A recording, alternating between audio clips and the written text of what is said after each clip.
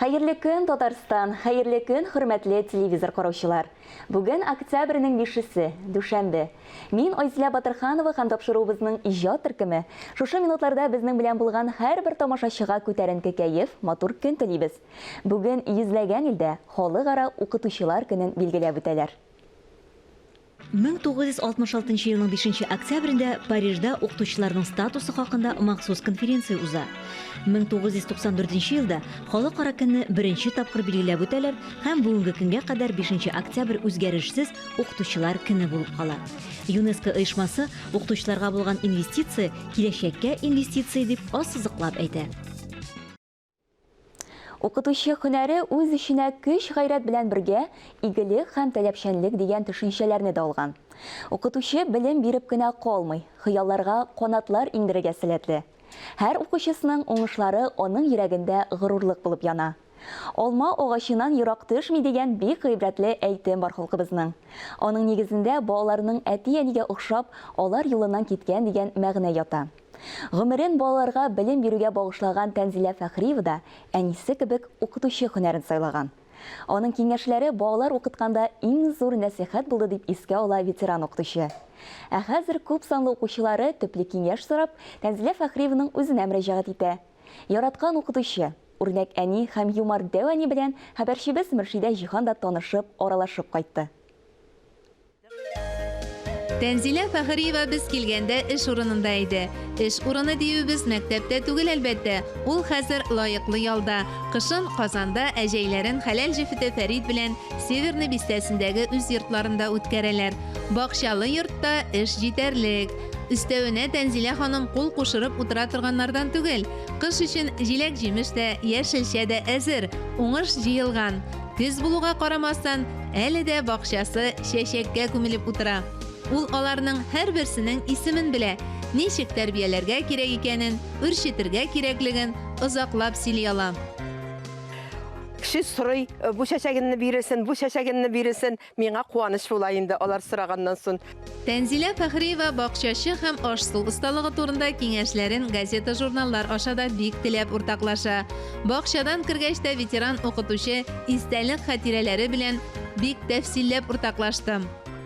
Әни укытучы 50 ел мәктәптә укытучы булып эшләде. Башлангыч класста үзебезнең авылда. Кичерәк кенә авыл инен, анда башлангыч классларына шунда укытучы булып эшләде. Бөтен авылның киңәшчесе әни. Шунга инде мин укытучы әни шикелле булам. Әни шикелле мин дә бөтен кешегә кирәкле кеше булырга тырышам дип укытучы һөнәрен сайладым. Укытучы булып эшләгән кеше психологлар фикеренчә иң таныла торган һөнәр. Аларның сөйләменнән генә түгел, тышкы кыяфәтеннән үк укытучы икәнлеге сизелеп тора. Семьяда 9 кешеек без. Әни үзе генә өйгә кайткач эшен дә эшләргә, дәфтәрләрдә тикшерергә, көн саен планда язасы бар. Аларга бик өлгереп бетә алмыйдыр. Тәнзилә Фәхриева 6 балалы гаиләдә үскән. Тумышы белән ул Әтнә районының Җилгелде авылыннан. Үскән авылы Дусым. Математика укытучысы булып та ул авылда эшли башлый.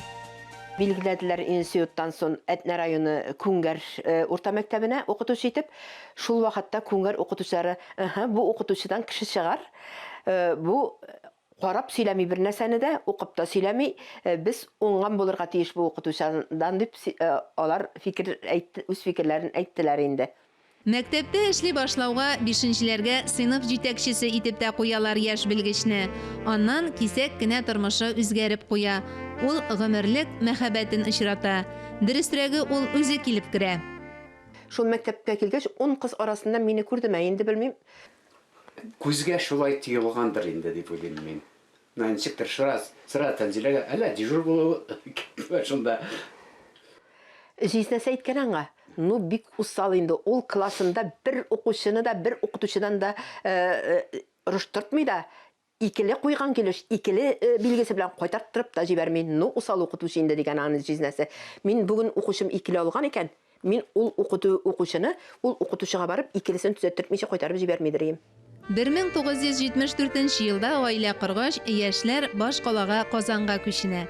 Тәнзилә апа анда баргач та балаларны укытуны дәвам итә. Башта балалар бакчасында, аннан 34нче мәктәптә татар теле укыта. Казан шәһәре буенча рус телле мәктәпләрдә татар теле укыту буенча методик берләшмә җитәкли. Ул җитәкләгән сыйныфта 8 медалист тамамлый. Укытучылык аның өчен һөнәр генә түгел, язмышы булган. Укучылары белән ул әле дә аралашып тора. Укып бетергәннәренә 40 ел тулу уңаеннан оештырылган чарага укучылары Тәнзилә Фәхриеваны да чакырган. Бөтенесендә бер төрле яратып, ул начаррак укучының да үзенең яраттыра торган бер сыйфаты була. Шуның өчен бөтенесендә тигез күреп яратырга тырышадыр. И үземә дә шулай дип әйтәләр. Тәнзилә Кәримовна, сез бөтен укучыны да бер тигез яратасыз, име? Әнә шундый ул бик гади һәм тыйнак ветеран укытучы Тәнзилә Фәхриева ире Фәрит белән 2 кыз тәрбияләп үстергәннәр. Хәзер балалар һәм оныклар кайгыртучанлыгын тоеп яшиләр. 45 елдан артык Тәнзилә һәм Фәрит Фәхриевләр кебек бер-береңне ярты сүздән аңлап яшәү үзе бер үрнәк.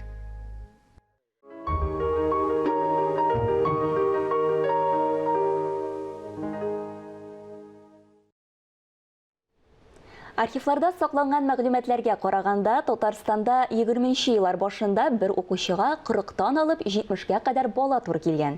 Бүген республикабызда 1400дән артык мәктәптә 32 меңгә якын укытучы эшли. Бу кыры саннар артында олы һөнәр ияләре һәм республикабызның мәгърифәте, тарихы тора. Революцияга кадәр татар балалары мәчетләр каршында оештырылган башлангыч белем бирү мәктәпләре һәм мәдрәсәләрдә белем алалар. 7 яшьтән алып 14 яшькә кадәр укучыларга гарәп, фарсы телләре, дин нигезләре керә. 20нче йөзнең башында әкренләп күчәләр класс сыйныф дәрес бирү системасына, ян Каменский системасы инде бу мәдрәсәләрдә бигрәк тә, әгәрдә айырым ире теле торган булсалар, кызлар инде Стабикәдә, Муллада малайлар укыйлар. Ансы әле дәвам итә, ләкин яңа методлы мәдрәсәләр ачыла башлый. Менә без монда күрәбез мәдрәсә дигән интерактив декорация.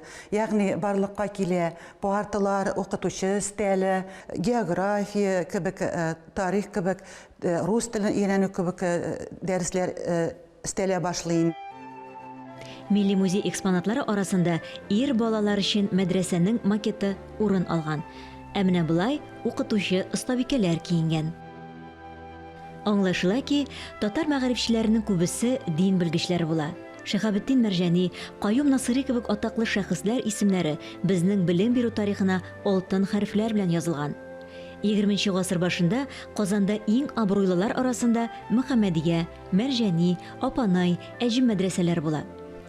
Bir Мөхәммәдия мәдрәсәсендә генә дә Хөсәйн Ямашев, Галиәскәр Камал, Фатих Амирхан, Мәҗид Гафури һәм Бакый Урманчы кебек танылган татар зиялылары белем алганнар. Авыл җирлегендә ачылган мәдрәсәләр арасында Иш-Бубый мәдрәсәсе дан тоткан.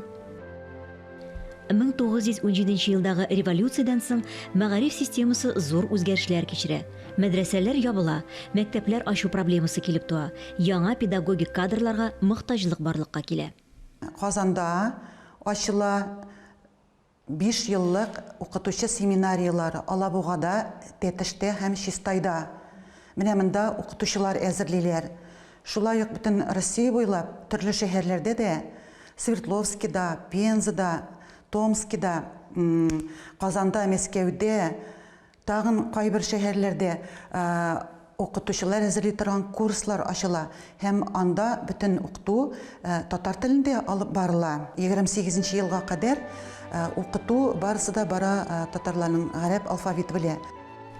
Кайчандыр әби-бабаларыбызның язма теле булган гарәп теле нигезләрен республикабызның милли музейында гарәп телендә үз исемеңне яз дип исемләнгән остаханәдә өйрәнеп була. Биредә берничә сәгать эчендә гарәп теленең асылына төшенеп кыска сүзләр язырга мөмкинчелек бар. Латин хәрефләре 1939 елга кадәр гамәлдә була. Яңа карар кабул ителгәннән соң язу кириллицага күчә. Аны яңа әлиф дип йөртә башлыйлар. 20нче елларда зур бер казаныш татар телен дәүләт теле итеп кабул итәләр һәм бу эш бик каты активлашып китә. Бөтен җирдә хезмәткәрләрне татарча сөйләшергә өйрәтә башлыйлар. Бөтен документлар татарча, мәктәпләрдә татар дәреслекләр рус теленнән тәрҗемә ителә башлый, программалар бөтенесе шундый зур хәрәкәт булып ала инде. Ләкин кызганычка каршы татар телендә укытучылар әзерли торган семинарияларда, аннарысын педучилищелар дип атала инде, кызганычка каршы алар тенсе 55-57 елларда жабылып бетә татарча укыту аларда. Һәм Татарстанда дүк кенә педучилище кала. Башлангыч мәктәпләрнең күпләп ачылуы, билимле булуга әһәмият бирү Совет чорының зур казанышларының берсе. Ликбез, изба читальня дигән төшенчәләр инде күптән онытылган һәм күпме дәрәҗәдә мәзәк тә яңгыр кебек. Ләкин билим, гыйлем иләшүче укытучыларыбыз бүгендә олы хөрмәткә лаеклар.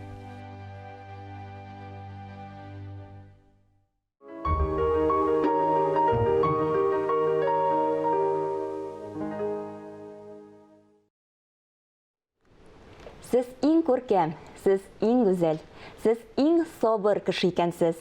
Бу сүзләр кайчандыр үтә дә популяр булган укытучыларга багышланган җырдан алынган. Татарстанның халык артисты Миңгол ага Галиев башкаруында ул аеруча җылы, әлеге һөнәр ияләренә булган бөтен рәхмәтләребезне җиткереп яңгырый кебек. Еллар үтсә дә, җыр һаман да күңелләребезнең иң нечкә кылларын тибрәтә.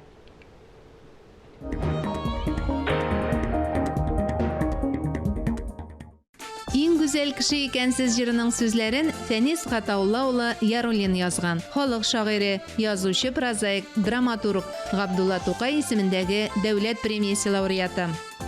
Җырга көй язучы Әхмәт Зия Ризатдин улы Хәйретдинов, Бөек Ватан сугышы ветераны. Халык арасында популяр җырлар авторы, 57 ел педагогик стажы булган музыка укытучысы.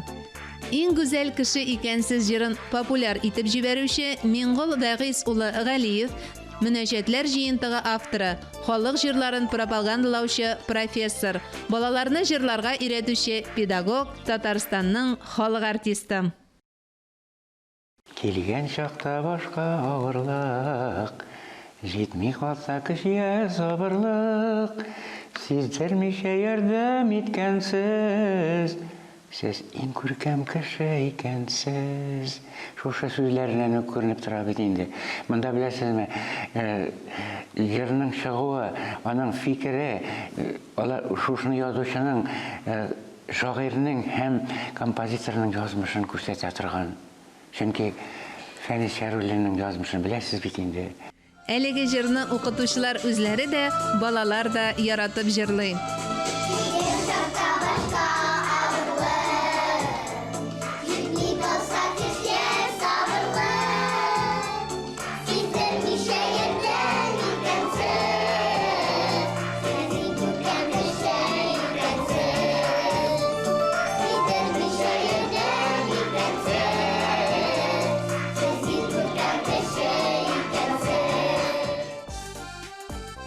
Шуннан ул җыр белән безнең балачак үтте. Без инде беренче сыйныфка кергәндә шул җырны ятлап кердек. Беренче репетицияләрдә һәм шул җырны җырлый мәктәптән чыктык. Шуңа күрә ул җыр безнең өчен бик кадерле җыр. Минем өчен бу аеруча мәхәббәтле җыр, чөнки моны тыңлагач искә төшә мәктәп еллары. Безнең битендә ул балачак мәктәп еллары иң бәхетле, иң күңелле чор. Минем өчен аеруча икенчедән бик мөһим минем әти-әнием укытучылар. Мин мәктәп ишегалдында туып үскән кеше, мәктәп дөньясын күреп, әти-әниемнең тәрбиясен күреп, шуңа күрә иң җылы фикерләр шушы җыр белән бәйле. Укытучы дигән исемне әйтүгә күз алдына һәм күңелгә яраткан шагыйрем Фәнис абый Яруллинның "Сез иң гүзәл кеше икән" дигән җыры килә. Дөрестән дә бу җырда бик мәгънәле сүзләр һәм алар төп төгәл безнең заман укытучысының холкын билгели, аның йөзен ачып бирә кебек. Фәнис Яруллин әлеге җырны үзен өенә йөреп укыткан укытучыларына багышласа, көй язучы Әхмәт Хәйретдинов та мөгаллимнәренә атап язган. Кичә күргәннәр күз алдына килми, ә моннан 50-60 еллар күргәннәр күз алдымда тора. Һәм Әхмәт абый да гаҗәп, шул кадәр ачык йөзле, юморист, шушындый тәрбияче кеше гомер буе ул бит инде балалар тәрбияләде. Ул бит Аллаһыга да культ просвет училище бюджеты шушында эшләде бит инде күп еллар буе. Аның бит менә китапларын карыйм. Ак юлларда дигән аның нәкъ шушы китапта аның чыккан инде бу инде 80 елларда чыккан китап. Шушында иң гүзәл кеше икәнсе бар.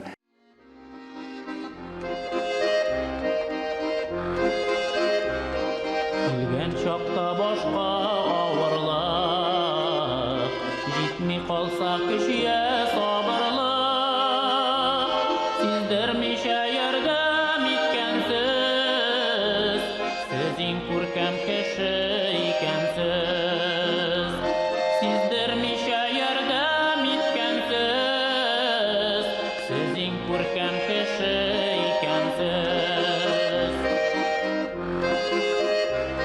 Балаларның теле каңгырау, Гөлшан кылды ява мең сорау, барысына да җавап биргәнсез, сез иң галим кеше икәнсез, барысына да җавап биргәнсез, сез иң галим кеше икәнсез.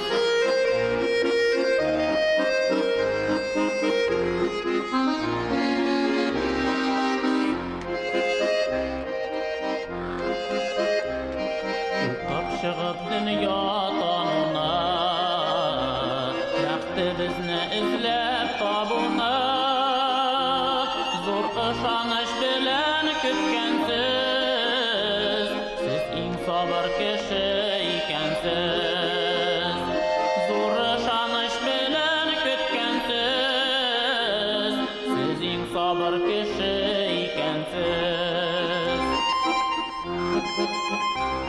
Мактагансыз тиеш урында, яклагансыз тиеш урында, күңелебезгә ак нур сипкәнсез, сез иң гадел кеше икәнсез, күңелебезгә ак нур сипкәнсез.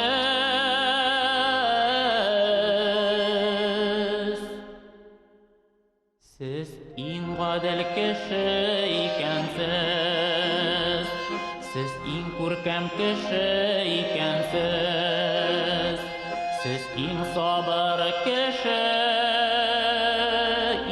икәнсез.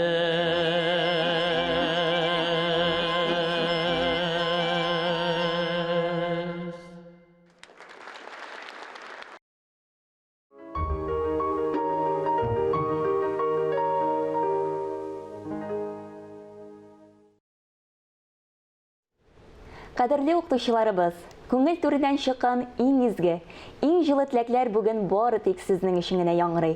Абруйлы һәм җаваплы эшегездә уңышлар гына юлдаш булсын. Укучыларыгызның уңышларына шатланып, ата-аналарның ихтирамын тоеп, гаиләләрегезнең бәхетенә төренеп яшәргә язсын сезгә. Исән, имин булыгыз. Сау булыгыз.